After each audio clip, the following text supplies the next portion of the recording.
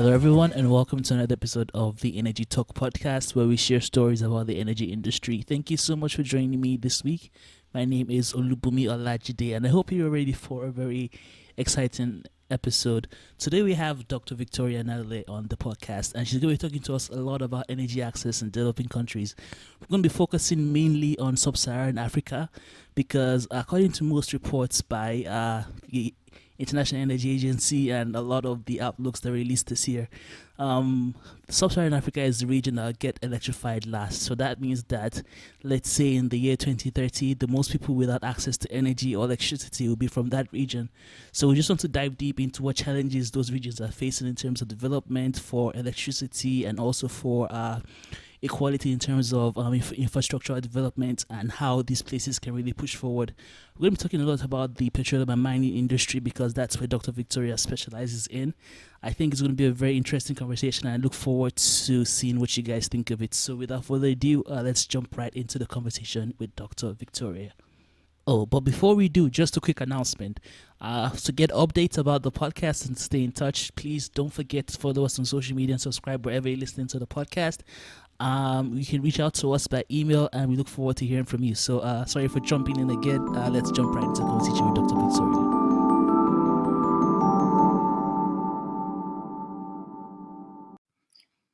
By names, I'm Victoria Nalule. I'm a holder of a PhD in International Energy Law and a master's degree in Oil and Gas, both from the University of Dundee at the Center for Energy, Petroleum, Mineral and Policy. I am a lawyer by profession, and I've had a chance to work in various organizations and institutions dealing in energy and mining, including the Energy Charter Secretariat, which is based in Brussels in Belgium. I've also worked at the East African Community Secretariat in Tanzania, specifically at the Energy Department. I've also worked at the Southern African Development Community in Botswana. I've also worked with some universities, including the University of Dundee and the Queen Mary University of London. At the moment, I'm the founder and executive director of an NGO called the African Energy and Minerals Management Initiative. It is based in Uganda, and all our projects are self-funded. And also, we are involved in various projects, including projects relating to energy and mining, but most importantly, projects that are aimed at reaching out to women who are involved in mining and energy. And also, at the moment, I'm a research fellow at the Extractive Hub, which is sponsored by DFID, the UK government, based in the UK. Thank you. Okay, thank you so much for the introduction. I'm actually very excited to talk to you about your work. So, just a brief of everything you've just said. So, what you really focus on is the petroleum and mining resources, specifically in Africa, because I see you've done lots of work and also written lots of papers about the energy sector in Africa, specifically about the natural resources as well. Yes, yes. Yeah, so I just need to just talk a bit more about that. So, well, before we get into everything, you've had the perspective to work with different organizations, not just in Africa, but in an international setting. I've seen how they handle specifically things like the energy transition and energy access. And of course, the topic of energy access is something that's a bit more urgent in the countries like in the continent of Africa and some specific countries, and also in some countries in Asia. So, right now, could you just give a brief of what the differences are between how the conversations go and just introduction to what energy access is from your point of view? Thank you very much. That is a very important topic in developing countries. So, energy access, before I even start on this topic, I will have to mention that I have a book on energy access in sub Saharan Africa, and they discuss different topics and challenges in the region. So, basically, when we are talking about energy access, we're talking about having access to modern energy, which is reliable, affordable, and sustainable.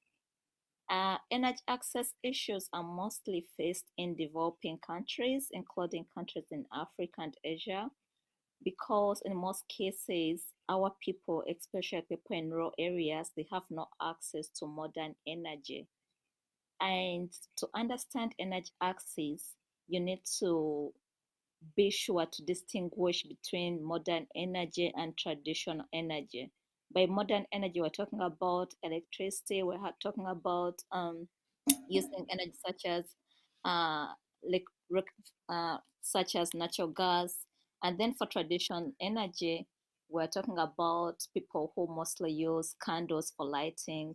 You use biomass or firewood for cooking. So that is traditional energy. And if you're to have a look at the situation in developing countries right now, let me take the example of African countries. If I'm to talk about Malawi, if I'm to talk about Uganda, if I'm to talk about Nigeria, you realize that over 50% of people, especially in rural areas, are still relying on traditional energy. That is biomass and traditional fuels for cooking. So basically, energy access implies having access to modern energy, and that is an issue in many developing countries because most of our people have no access to electricity. And then for developed countries, the issue is not really energy access, they are mostly focusing on energy security. They have access to reliable, sustainable, and affordable energy, but they were looking for ways of ensuring that there is security in the supply of their energy resources. So yeah, that is the main difference between the challenges of energy access in the developing world and the developed world. That's actually very interesting. I like the way you broke it down. So, energy access and energy security. So, moving a bit further from that, you mentioned a few African countries specifically, and this really just shows a bit of difference with the way countries approach energy. We have countries in the south of Africa, like South Africa and Botswana, that rely heavily on coal, and you have countries in the west, like Nigeria, that have a very large petroleum industry, and you have some countries in the east that are really pushing into renewables, like Kenya and Rwanda. And this it's really a very different mix right now of people really driving for energy. But even with that, there's still like a huge disparity between the people that have energy access to energy and even the people who do have access. There's the problem with intermittency of them not having it all the time. Recently on your YouTube channel, you had a video series called Energy Justice or Global Energy Justice with Dr. McCauley. And the conversations you had there were very interesting, talking about how, specifically about what you just mentioned as well, energy access and energy security. So first, let's look at the developing side, the developing countries. While they are pushing for access to energy, what are the main challenges they face in terms of the implementation, not just from a technological standpoint, from also from maybe challenges from the government or just the communities themselves? Okay, before I respond to that, I'll just have to mention a few things. To understand the intensity or the importance of energy access, we have to take into consideration that this is goal 7 of the Sustainable Development Goals, the UN goals. So, goal 7 of the SDGs is access to affordable, reliable, and sustainable energy for all people. And now, to understand why energy access is a very important subject, you have to also take into consideration that access to modern energy is very key in ensuring the achievement of other SDGs. For instance, we talk about SDG 1 on poverty eradication. There's no way we can eradicate poverty in our communities if most of our people have no access to modern energy. And then you talk about goal 2 to end hunger. You realize that most farmers now are moving towards irrigation and all most of the things and machines they use they require energy in form of fuel and so on.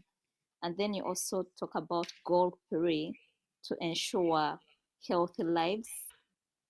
You yourself, I don't know if you've been to African countries or if you've been to Nigeria, you would see that if you look at the rural areas, most hospitals in these rural areas have no electricity. So you realize that having access to energy is essential in ensuring the achievement of most of the SDGs, including also gender equality. Because if we are to look at African women, they are the most users of energy resources. If you go in a village, you'll realize that it's mostly the women and children who are involved in the collection of firewood, they're the ones involved in cooking. And if we can't solve the issue of energy access right now, that means it will be hard for us to achieve most of the SDGs. Hmm. On that point, on that point, because before I look at the challenges countries face, I just wanted to make sure that we understand the importance of solving the issue of energy access. On that point, also, I'd like to note that over 2.8 million premature deaths are caused every year due to indoor air pollution, and that is mostly caused by using traditional energy such as firewood for cooking. So, in order to avoid all these, countries and international organizations have to give the issue of energy access or ensuring access to modern energy, uh, they have to pay more attention to it. And in that regard, I will move forward to the question you asked of what are the initiatives taken at the national level and also the challenges countries face while solving the issue of energy access. Is that okay? Yeah, that's okay. Okay, so first and foremost, the main issue we face in most developing countries is lack of energy infrastructure. Because for us, when you're talking about energy access, you mostly we're focusing on electricity, though obviously other sources of energy are important. But if I'm to look at the people in rural areas, they'll focus on electricity. And by energy infrastructure, we have to look at the electricity transmission lines. In most cases, countries lack enough finances or investments to ensure that they put this energy infrastructure in place. And this has made it really hard for us to tackle the issue of energy access in developing countries. And also by infrastructure, we have to also take into consideration that other energy infrastructure such as oil and gas pipelines, refineries, which are really essential if we are to benefit from the massive energy resources we have on the African countries. All these are essential, but we lack them and we lack enough finances to put the infrastructure in place. So, besides the lack of adequate energy infrastructure and lack of finances, the other issue which is making it hard to ensure access would be the poor legal and institution framework. Because in most cases, you'll find that some countries have outdated laws protecting energy investments, and then the institutions are not that strong. If the institutions are there, there's lack of competency. But in the 21st century, that is really changing because we're seeing many countries, including my own country, Uganda, Kenya, Rwanda, they're updating their laws, they're putting up strong institutions. So, for the legal and institution framework, we are seeing a shift in African countries in that we're putting up the necessary laws and institutions. But the main challenge now is really lack of finances to invest in the needed infrastructure. We need to be able to tackle energy access and also to utilize the massive energy resources we have on the African continent. Because at the moment, over the continent has like 65 billion barrels of oil. That is really a lot. And if we have enough infrastructure or adequate infrastructure to utilize these resources, then we can easily tackle the issue of energy access. Hmm. Okay, you brought up quite a lot of interesting points that I would really love for us to talk about. But first, To just go back to what you said about the sustainability development goals and about specifically how energy access kind of disproportionately affects women in Africa. I Yeah. was born in Nigeria. I spent most of my life growing up there until my family moved. And there's this story my mom usually tells me about the way I was born. So the hospital we went to was a hospital in Lagos, but it was a local hospital. It wasn't a general hospital or anything like that. And unfortunately, the night she was about to deliver me, there was no electricity in the hospital, and there was some complications during the birth, and they were considering going for a C-section under candlelight. And of course, that's a very crazy and honestly ridiculous thing to think about right now. But Mm, that just shows kind of the reality that energy access really plays, specifically in an African context or developing countries, places that are not very developed infrastructurally, and also how it really affects women more, because I'm sure you know this. I'm not sure if many of the listeners know that, not from African countries. It's something that's a real issue, and that providing these kind of energies to really have a very equalizing effect for communities, especially for women. And moving on also to the energy institutions and investments for infrastructure that you said, and about tapping into the resources that we have. That really mm, brings about a very interesting conversation when you mention oil and gas, or to put it a bit more broadly, the fossil fuel industry. So yeah. we can add in coal into that and natural gas. And you also have, on the other side of that, you have renewables and alternative energies like wind, solar, and hydroelectricity. And the roles they really play, specifically in an African context, really gets interesting right now, because you have some countries like Nigeria that's it's almost a burden for them to have so much oil, because that in turn has made the last 20 years a bit slow in actual development as far as infrastructure is concerned. I think one of the first functioning refineries, just came online this year, and that just shows how slow uh, changes are being made in an African context. That's a very interesting point to go into. But right now, I just want to talk to you a bit about the roles of renewables in the energy transition, or the energy mix in developing countries. In your conversation when you were talking with Dr. McCauley in your energy justice video series, you guys really brought up this issue, talking about climate action, and about how African countries still need fossil fuel. They still need fossil fuel industry to develop themselves, as compared to countries like America, most European countries, and some Asian countries that can look towards moving away from fossil fuel based fuels. So, from that perspective, what would you say the roles for renewables or alternative fuels, moving away from the fossil fuel industry, is right now in Africa or developing countries? Okay, that's a very interesting question because I've just finalized a book chapter entitled Transitioning to a Low Carbon Economy in Africa. And is Africa ready to bid farewell to fossil fuels? It will be coming out soon in spring. Uh, and that's a very good topic. Transitioning to a low carbon economy is a main topic, a main global topic in the 21st century, following the Paris Agreement in 2015, whose main aim was to tackle climate change.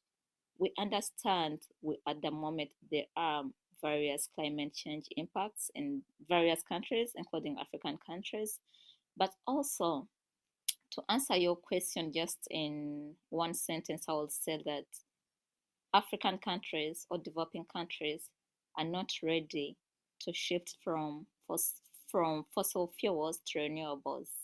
Yes, we can still utilize our oil and gas resources to tackle the various challenges we face on the continent, and at the same time, we can utilize the renewable energy resources, but it can't be all at once that all African countries are now ready to say goodbye to oil and gas. No, we're not ready. And the main reason for that is one, first and foremost, African countries, developing countries, and developed countries face different energy challenges. As I mentioned earlier, we are facing energy access issues. For them, it's more about energy security. We're talking about people who have no access to electricity in hospitals. We're talking about women who are spending a lot of energy and a lot of time collecting firewood.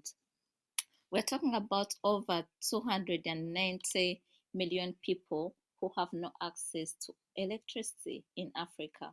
So that means that we are supposed to use whatever energy resources we have to solve this problem.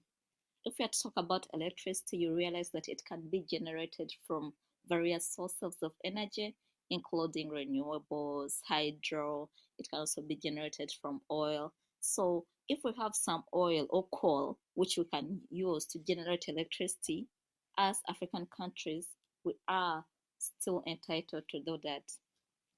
Because I'll give you a a very simple example. You notice that when we're talking about energy transition, this is a progressive subject. Mm-hmm. Energy transition doesn't happen at once. It can't happen that, okay, at this moment in time, European countries and African countries should move from fossil fuels and just go to renewables. No, no, no, no, it can't happen like that. I'll give you an example of Europe.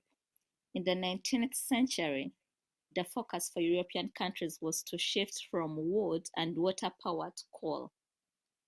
In the 20th century, their focus was to shift from coal to oil. In the 21st century now, after having utilized all the fossil fuels to develop themselves, their focus is to shift from oil, coal to renewables. Now, for some African countries, we are like as if we are still in the 19th century. The focus is to shift from using wood or firewood to other sources of energy, be it oil, be it gas. So you can't put African countries or developing countries that are really struggling economically, socially, and you put them at the same level as developed countries that have utilized these resources to develop their industries, to reach the economic development they are at now. Mm-hmm. That brings in the issue of justice when we're talking about transitioning to a low carbon economy. Yeah? Is it just for you to say, okay, we are cutting down funding? Because I've seen instances where some international organizations do cut down funding finances for projects that are mainly focused on fossil fuels in developing countries. So you're like, no, we're going to cut out funding because at this in the 21st century, for us, our focus is to shift from fossil fuels to renewables. You're talking about an African country, a mother who can't even survive because they have no electricity. They're depending on candles, in hospitals, and you think that is a just shift. So for me, when we're talking about energy transition, my focus is it should apply differently to different countries depending on the circumstances. We have to look at the realities of the people. We have to look at the realities of the challenges we are facing right now. You can't get a country like Uganda and you tell me like people in my rural area will be like, oh, they'll be happy because right now Uganda will we're moving towards producing oil in 2020. We have like 6.5 billion barrels of oil. You know, we Mm-hmm. can't at this moment say, since we are focusing on climate change, I have nothing against climate change. I realize we have to take measures to tackle climate change, but at the same time, it shouldn't be at the cost of the various resources we have. You know, if you have oil and gas, you can apply clean technology for coal, for oil and gas to utilize these resources in a sustainable and environmentally accepted manner. But we can't just say goodbye. It has to be a win-win. We can still utilize our renewable energy sources because we have solar, we have wind, and various types of renewables in our countries. But also at the same time, we have to utilize the oil, gas, and coal resources we have so that we can at least try to reach the same economic development the developed world has reached due to the utilization of these resources. So, in a nutshell, when I'm to talk about energy transition or transitioning to a low carbon economy, the main things for African countries is we're not on the same level as the developed countries, as European countries. Because in Europe, I've been doing some research focused on energy transition in Europe.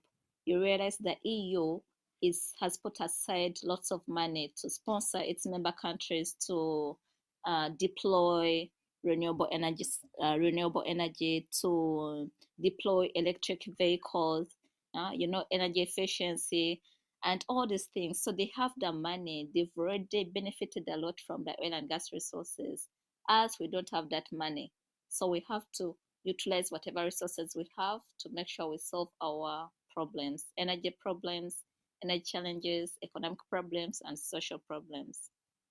Hmm.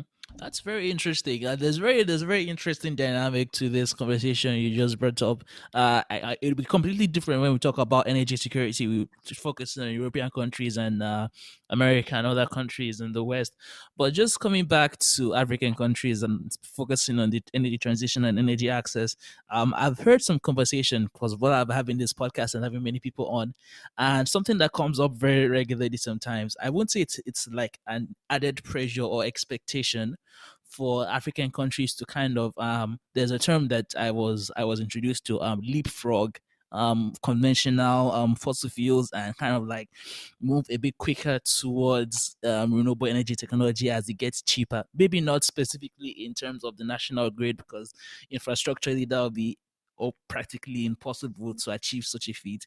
But in rural communities, lots of companies popping up right now in Nigeria and other parts in Africa as well. I have heard of quite a few in Kenya that electrify rural communities and give them access to solar electricity, mainly because those communities don't have the highest energy demands. So it's much easier to meet their needs with simple solar solutions like that. So it really gives a different perspective to the expectations that's put on countries that are in a more advanced cycle of their industrial developments and countries like in Africa that don't have that kind of infrastructure in place to really go for that push. But this is a good time to just move on into energy security. As far as countries like in countries in Europe and America is concerned, right now it's not a matter of okay they have the infrastructure in place, but now it's a matter of Poland, for example. Poland is a very good example of this. Poland still burns lots and lots of coal to generate energy, but the reason for that is they have coal locally. So, can you just give a brief intro into energy security and really just go into explaining how that is different from the developing countries and African countries? I wouldn't like to go into issues of energy security because that's not my area for developed countries. My focus is more on energy access in developing countries. But for energy security, like I mentioned earlier, developing countries and developed countries, we are at different levels. Energy security, they're ensuring that they have enough supplies of energy, you know, to Mm-hmm. meet the demand. But us, for developing countries, we are mostly focusing on people having access, putting the necessary infrastructure in place. For them, they have already put the infrastructure. They already have the refineries. They already have the transmission lines. So it's only a matter of ensuring that the supply meets the demand. But us, developing countries, we are still in the process of putting the necessary infrastructure, ensuring that people have access. So we are talking about having access, and for them, the access is already there.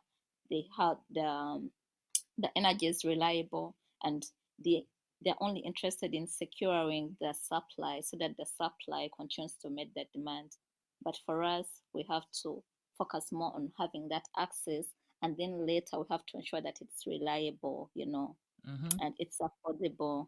So the topics are really different, and it's in different contexts. And I always prefer to stick to the African part of it or developing part of it, where our focus is more on energy access. All right, that is no problem. Okay, so can we talk? Will you be comfortable talking a bit about the role of government and policy specifically in terms of having everything in place for energy access? and really having this energy justice in mind moving forward through the transition and having priorities set in place so communities aren't left behind and people aren't left behind in the move towards a more inclusive energy mix in the future. For governments, first, I talked about putting in place the necessary legal, regulatory, and institutions. So for governments, that's the main role, because, like I mentioned, we need finances, we need investments. So they have to make sure that they put in place the necessary laws that can protect energy investors. We need to make sure that uh, the security, we have enough security politically, because there's no way we will attract investors if the countries are unstable. And then we have to make sure that the institutions have competent people. We have to make sure that the money we get from our resources are actually invested for the community, because you might also know that in most of our countries there's lack of transparency and accountability Mm-hmm. on how we use our resources. For countries that have already have oil and gas, how is it that at this moment in time, with all the resources they still have people who have no access to electricity? So that brings in the issue of governance, you know, Yeah. and they have to fight corruption. So it's for governments, it's mostly the basic things: put the right institutions in place, put the right laws, laws that are updated, that can protect investors, and also ensure there is transparency and accountability in the system, and also ensure that you invest more in developmental infrastructure for your people, and fight corruption, and also ensure political stability. That will be the main role. Okay. Thank you so much for sharing all of that. Just as we're about to get to the end of it, do you have any advice for people who are young African communities, especially for women who are getting into the industry, and just any advice for them as they get on with their careers and really push for finding their own place and finding their own voice and finding something that they can really stand for in terms of just what they believe in and what they're willing to go for in their careers? I always say that this is the right time to be an African woman, because there are many opportunities for us. And globally, they're recognizing the role of women and making sure that we are included in all other sectors. The energy and mining sectors are really male dominated, but this also presents an opportunity for women to take part. So, my advice would be for African girls who are out there to be to be courageous, to be hardworking, because like you will not get free things in this world. You have to work hard, have the necessary knowledge, the necessary education, the necessary experience, so that when the opportunity arises, you are ready to take it up. So they should invest more in their education, invest more in themselves, go out, do as many internships as you can, because that's good for your CV. Attend as many conferences as you can, so that you can meet people. You have to network, and also you have to believe in yourself. Believe that you can do it. It's a male dominated field, but if you believe in yourself and you're hardworking, then you can easily stand out in the energy sector. Hmm. And always remember, it's time for women to, stand up for themselves and to have major roles in these sectors. So that's the only advice I have to the young Africans out there. Okay, thank you so much for that. I'm pretty sure all the female listeners listening will really appreciate that, and also my co-producer Jennifer as well. We really love that. But before I let you go, there's one more thing she asked me to do. Is there any stories you have from your career about how the challenges you faced as a woman in the industry? Maybe it was maybe in the UK while doing your PhD, or back in Uganda while working. Is there any stories you have about the challenges you faced being a woman in the industry and how you overcame that so people can really hear that and relate to it? The only story I'll have is when I started doing my PhD, because I started the PhD I think when I was 26, and at that time, due to like for Africans, we know after after getting your bachelor's or master's, people will always focus on marriage. So you will get so discouraged. People will be like, "Oh, why even think about a PhD when you're not married? Do you think you'll ever get married?" So if you're not strong enough, you'll think that um, you'll never make it in life because of the culture demands. And to move forward, you really have to, like I said, you have to believe in yourself. And in believing in yourself, you have to let go of some culture expectations. You have to let go of negative friends and negative relatives who are trying to hold you back because of the culture expectations they have. So for me, it was mostly that of, oh, look at her, because I got my PhD when I was below 30. She has got the PhD. Who's going to marry her when she has a PhD? So for Mhm. African women, those are the challenges we face. You are really judged. They will not appreciate you for whatever you've done. They will look at the other part side of it. They're like, oh, she's so aggressive, she's doing this, she's acting like a man. But no, you're just working hard, and it's allowed for you to work hard. It's allowed for you to have major achievements before you hit 30. It's allowed for you to go an extra mile. So I think, like, for African women or African girls, that's something they have to put into consideration. Letting go of some culture expectations, letting go of negative friends, negative relatives. You have to put them aside in order to progress. And then the other thing is, as an African lady working in Europe, you always face challenges of you have to prove yourself that you are really worth it, you know now, like the current job I'm on, over 70 people applied for the role, most of them from the EU, and I'm an African girl from Uganda. I got the role, but you could see I had to fight so hard. I had to prove myself. So there's that belief that, oh, if you come here, you will never make it. Maybe in the UK, you will never really get a formal job. You have to do the informal jobs. I believe that you have to really believe in yourself. Do not be discouraged just because some people uh, the are from these, good countries, and you feel, oh, me from Uganda, I can't compete with them. You really have to be aggressive, and you have to believe that no matter who stands before me, I can compete with them. I can fight for my role. And also, don't be discouraged by negative talk. Because I remember during my PhD, some European lady told me, uh, this girl can't write. I don't think she'll be able to do her PhD. I don't think she can finish the PhD in time. Wow. At the moment, I cried. I'm like, oh my God, why would someone say such a thing? Mhm. But I took it as a motivation for me to really work hard. I got my PhD in 2.5 years. That is really rare. I published a book, I've been writing. So you don't have to be discouraged by negative people. You don't have to be discouraged by negative talks. You really have to believe in yourself, stay positive, and fight for what you believe you deserve.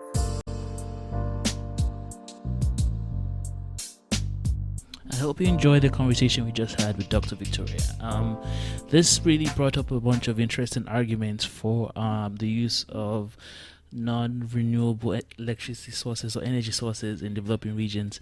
And this is an argument I think we're always going to be having, because the fact is that in the current state, renewable energy is not in the perfect place to drive real infrastructural growth and economic growth that these areas really need. But in terms of electrification, there's still some massive strides being made. Personally, I think that we need to have an all options open approach in order to solve these problems, because we need to remember these actions and inactions have serious consequences. When you have hospitals that don't have proper health care for people and they have to do operations by candlelight, that's obviously not the best situation. And it's so easy to get used to the 24-hour power supply that most European countries and the USA and all developing countries enjoy at this point, and forget that people don't have basic access to energy and people are just getting electrified for the first time. So this really helps shape the argument in terms of what we need for the future and how we really respond to industry and industrial growth, especially in the developing countries, because the fact is, as countries start to develop, they're going to use more energy, and if they use more energy, that drives to more emissions, and to break the cycle, it's going to be the challenge of the century. So right now we don't have all the options, but this was a very good conversation with Dr. Victoria, and she brought us some very good arguments why countries should be allowed to develop in any way they can, because they need those developments, because unless you can lift people out of poverty, people are always going to be turning back to fossil fuel-based energy sources. So this was a good start to the conversation, and you might be disappointed we didn't get into energy security, but in the next few weeks we have Anna Mikolska from to talk to us about energy security in an European setting this time. So you can look forward to that, and I look forward to bringing that episode out in the next 2 weeks. So in 2 weeks we'll have a conversation about energy security, and thank you so much for joining me this week on the Energy Talk podcast. This has been a wonderful discussion, and I really look forward to hearing what you guys have to say about this topic. Write to us. The email is in the description and in the show notes of this episode. So thank you so much for listening, and I'll see you all next week. This is Olubunmi Olajide signing off.